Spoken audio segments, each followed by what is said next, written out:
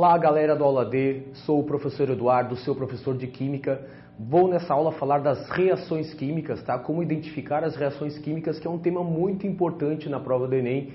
Todos os anos e tem lá questões na prova de Ciência da Natureza que vão cobrar de ti se você sabe que tipo de reação que está ocorrendo, se está ou não ocorrendo uma reação química, os tipos de reações químicas que tem. Então acompanhe essa aula e a série dos tipos de reações químicas que existem, tá certo? Bom, bora lá.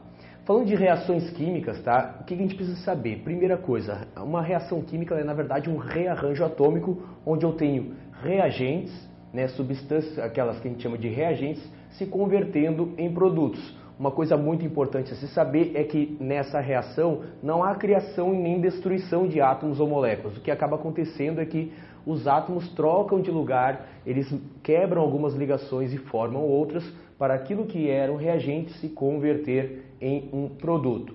Bom, como que identifica uma reação química, né? O autor falou que aconteceu alguma coisa, um determinado tipo de fenômeno. Como que eu identifico se aquele fenômeno é ou não uma reação química? A primeira coisa, tá? Se há liberação de energia, calor, luz, etc., né? Como numa fogueira, por exemplo, está ocorrendo uma reação química. Existem várias maneiras de perceber isso, eu trouxe aqui algumas.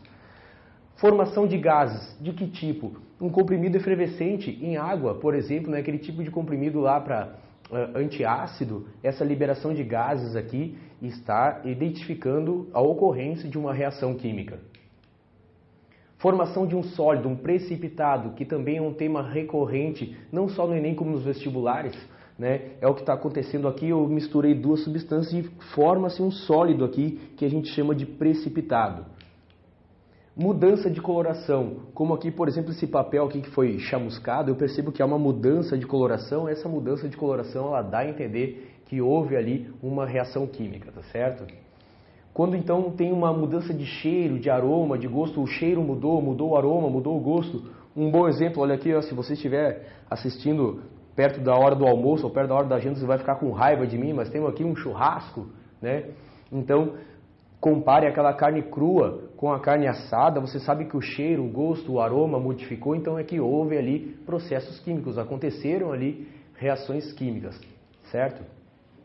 Crescimento de um organismo, uma coisa muito importante, tá? Quando tem uma plantinha crescendo até se transformar numa árvore, ela vai crescendo através de processos químicos, tanto é que a fotossíntese é um processo químico, tá certo? Então, crescimento de qualquer organismo vivo, assim como nós também, né, os animais, também acontecem mediante reações químicas. Fermentação. Fermentação, por exemplo, né, aquilo que nós aqui no Brasil gostamos bastante, né, fazer cachaça, por exemplo, fermentação lá dos açúcares da cana, que vão dar origem ao álcool e tudo mais. Processos de fermentação são sim processos químicos. Para que ocorra uma fermentação, tem que estar sim ocorrendo reações químicas, tá? E por último aqui, decomposição de matéria orgânica é algo que também aparece na prova, e essa decomposição de matéria orgânica, para não trazer uma foto desagradável aqui de um cadáver, eu trouxe essas máscaras aqui de zumbi, dando a entender, né, que está ocorrendo uma decomposição. Aí, qualquer decomposição de um organismo vivo vai ser mediante reações químicas, certo? Nenhum desses casos aqui está ocorrendo fenômeno físico, na verdade estão ocorrendo fenômenos químicos, onde ocorrem reações químicas, tá certo? Numa reação química, aqui eu trouxe uma reação onde hidrogênio reage com bromo para formar HBr, que é o ácido bromídrico, ou também chamado de brometo de hidrogênio. Aí eu quero que você perceba o seguinte: eu tinha hidrogênio e tinha bromo, e quando ocorreu a reação química, não teve a formação de nada novo, continua sendo hidrogênio e bromo. O que eu tinha no reagente é o que eu tenho no produto. E as quantidades também, se você não lembra bem do lance das quantidades antes e depois, nos reagentes, nos produtos, assista aquela aula lá de balanceamento que já está postada, tá? Perceba que eu tenho 2 hidrogênios aqui e aqui eu tenho 2 hidrogênios também, porque é 2 vezes o H. Eu tenho 2 bromos, eu tenho 2 bromos aqui porque é 2 vezes o Br.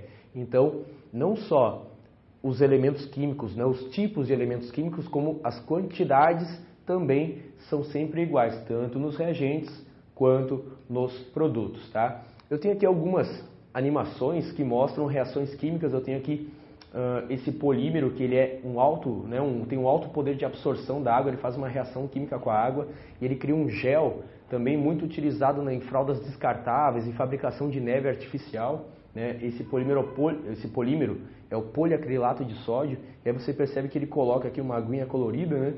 E aí quase que instantaneamente ele forma um gel ali que quando ele vira o copo sequer cai ali o produto. Tem aqui uma representação de uma reação de combustão aqui formando várias fagulhas, né, e faíscas e tudo mais.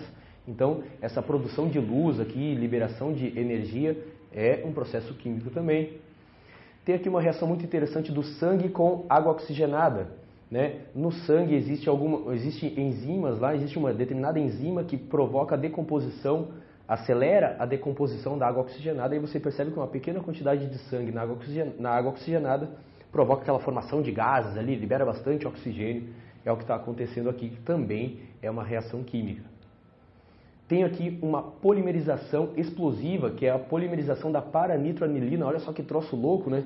Ali começa a esquentar, começa a reagir, polimeriza, forma esse tarugo ali, aquele polímero grande, a partir de uma pequena amostra de reagente. Inclusive uma reação bastante perigosa que eu nem faço com os meus alunos, porque os reagentes aqui utilizados são meio punk aqui o negócio. Tá? Próxima. Essa é a típica reação de metal alcalino, que são aqueles metais lá do grupo bem da esquerda, do grupo 1 da tabela periódica, com água. E ele vai reagindo com água, ele vai liberando hidrogênio, e esse hidrogênio ele entra em combustão só de entrar em contato com o oxigênio do ar. E aí você percebe que há a formação aqui de fogo, né? É um negócio que é meio perigoso também de fazer, não é algo assim muito saudável de ficar brincando. O metal que está sendo utilizado aqui é o sódio. O sódio, quando reage com a água, ele faz isso. Ele vai produzindo hidrogênio. Esse hidrogênio que ele vai sendo produzido, ele produz. Quando tem uma quantidade necessária, não, uma quantidade suficiente, ele já entra em combustão com o oxigênio do ar. Tá certo? Então, o que você tem que gravar da aula de hoje? Uma aula bem curtinha.